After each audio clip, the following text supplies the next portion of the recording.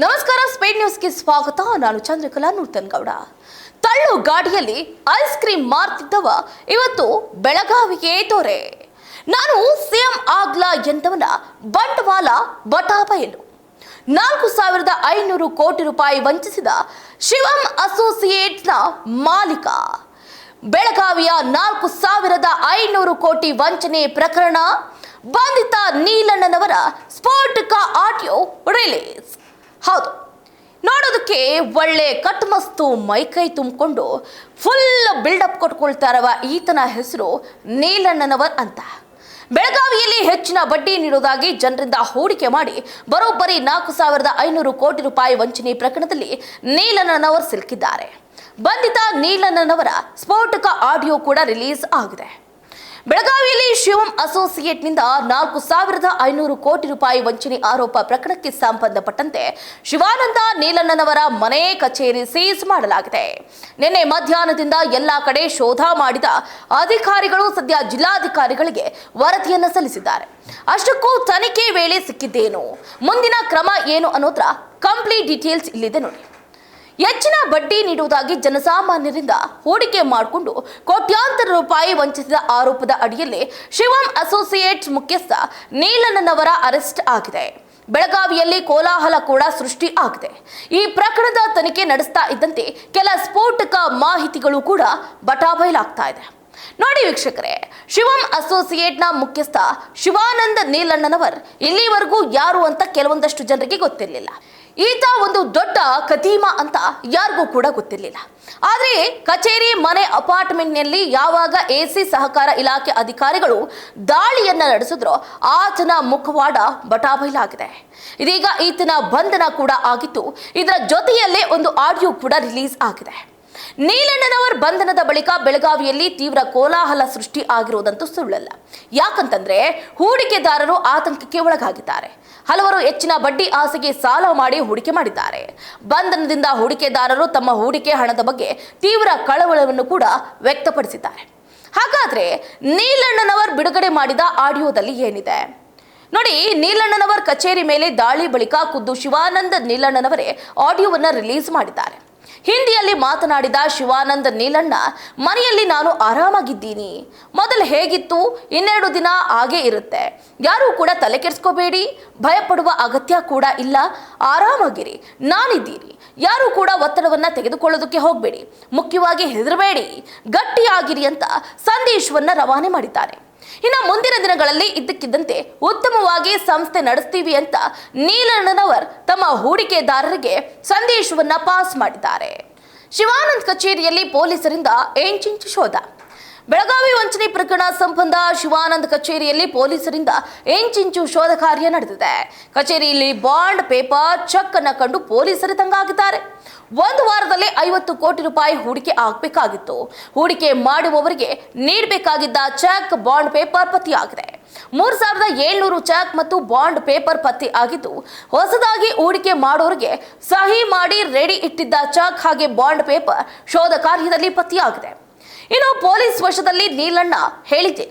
Police ವಶದಲ್ಲಿ ಇರುವಾಗ ನೀಲಣ್ಣನವರ್ ಇದು ಸತ್ಯನೋ ಸುಳ್ಳೋ ಗೊತ್ತಾಗ್ತಿಲ್ಲ. ಎಲ್ರಿಗೂ ಒಳ್ಳೇದಾಗ್ಲಿ, ಎಲ್ರಿಗೂ ಖುಷಿ ಸಿಗ್ಲಿ, ಭಾರತದ ಜನತೆಗೆ ಒಳ್ಳೇದಾಗ್ಲಿ, ಓಂ ನಮಃ ಶಿವಾಯ ಅಂತ ನೀಲಣ್ಣನವರ್ ಮಾತನ್ನ ಮುಗಿಸಿ ಕೈ ಮುಗ್ದಿದ್ದಾರೆ. ನೋಡಿ, ಮಾಜಿ ಸೈನಿಕರು ಹಾಗೆ ಸಾರ್ವಜನಿಕರ ಕೋಟ್ಯಾಂತರ ರೂಪಾಯಿ ಹಣವನ್ನ ದುರುಪಯೋಗ ಮಾಡಿಕೊಂಡಿರುವಂತಹ ಗಂಭೀರ ಆರೋಪ ಕೇಳಿ ಬಂದರೂ ಕೂಡ ಶಿವಂ ಅಸೋಸಿಯೇಟ್ ಸಂಸ್ಥೆಯ ಮಾಲೀಕ ಶಿವಾನಂದ ನೀಲಣ್ಣನವರಿಗೆ ಮಾತ್ರ ಆ ಕೊರಗು ಇಲ್ವೇ ಇಲ್ಲ. ಯಾವುದೇ ನಿಯಮಗಳನ್ನ ಪಾಲನೆ ಮಾಡದೆ ಸಾರ್ವಜನಿಕರಿಗೆ ಹೆಚ್ಚಿನ ಬಡ್ಡಿಯ ಆಮಿಷವನ್ನು ಹೊಟ್ಟಿ ಬರೋಬ್ಬರಿ 40,000ರಿಂದ 45,000 ಜನರಿಂದ ಅಂದಾಜು 4,500 ಕೋಟಿ ರೂಪಾಯಿ ಹೂಡಿಕೆಯನ್ನ ಮಾಡಿಸಿಕೊಂಡಿರುವುದು ಪ್ರಾಥಮಿಕ ತನಿಖೆಯಲ್ಲೇ ಬಯಲಾಗಿದೆ.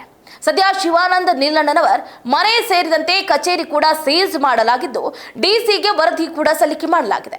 ಸೊ ಒಟ್ಟಾರೆಯಾಗಿ ಹೇಳೋದಾದ್ರೆ 4,500 ಕೋಟಿ ರೂಪಾಯಿ ಗಂಭೀರ ಪ್ರಕರಣ ಗಾಂಭೀರ್ಯವನ್ನ ಅರಿತು ಠೇವಣಿದಾರರ ಹಿತಾಸಕ್ತಿ ಸಂರಕ್ಷಣಾ ಕಾಯ್ದೆ ಅಡಿಯಲ್ಲಿ ತನಿಖೆಗೆ ಬೆಳಗಾವಿ ಜಿಲ್ಲಾಧಿಕಾರಿ ಮೊಹಮ್ಮದ್ ರೋಷನ್ ಆದೇಶವನ್ನು ಕೊಟ್ಟಿದ್ದಾರೆ.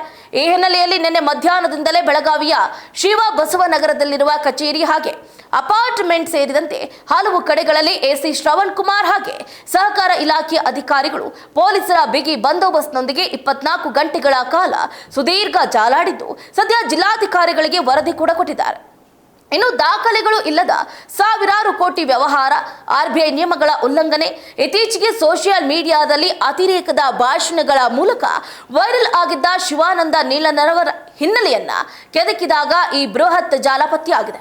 ಇಷ್ಟು ದೊಡ್ಡ ಮಟ್ಟದ ಹಣವನ್ನ ಸಂಗ್ರಹಿಸುವುದಕ್ಕೆ ಯಾವುದೇ ರಿಸರ್ವ್ ಬ್ಯಾಂಕ್ ಆಫ್ ಇಂಡಿಯಾ ಮಾರ್ಗಸೂಚಿಗಳನ್ನ ಪಾಲಿಸಿಲ್ಲ. ಹಾಗೆ ಹೂಡಿಕೆ ಮಾಡಿದ ಸಾರ್ವಜನಿಕರ ಹಣಕ್ಕೆ ಯಾವುದೇ ಅಧಿಕೃತ ದಾಖಲೆಗಳನ್ನು ಕೂಡ ನಿರ್ವಹಿಸಿಲ್ಲ ಎನ್ನಲಾಗ್ತಾ ಇದೆ. ಇನ್ನು ಆನ್ಲೈನ್ ಮೂಲಕವೇ ಇಷ್ಟೊಂದು ಕೋಟ್ಯಾಂತರ ರೂಪಾಯಿ ವ್ಯವಹಾರ ನಡೆದಿದ್ರು ಆದಾಯ ತೆರಿಗೆ ಇಲಾಖೆ ಅಥವಾ ಜಾರಿ ನಿರ್ದೇಶನಾಲಯದ ಗಮನಕ್ಕೆ ಬಾರದೆ ಇರುವುದು ಹಲವು ಅನುಮಾನಗಳಿಗೆ ಕಾರಣವಾಗಿದೆ. ತನಿಖೆಯ ವೇಳೆ ವ್ಯಕ್ತಿಯೊಬ್ಬರು ಯಾವುದೇ ದಾಖಲೆ ಇಲ್ಲದೆ 5 ಲಕ್ಷ ರೂಪಾಯಿ ಹೂಡಿಕೆ ಮಾಡಿರುವುದು ಪತ್ತೆಯಾಗಿದೆ.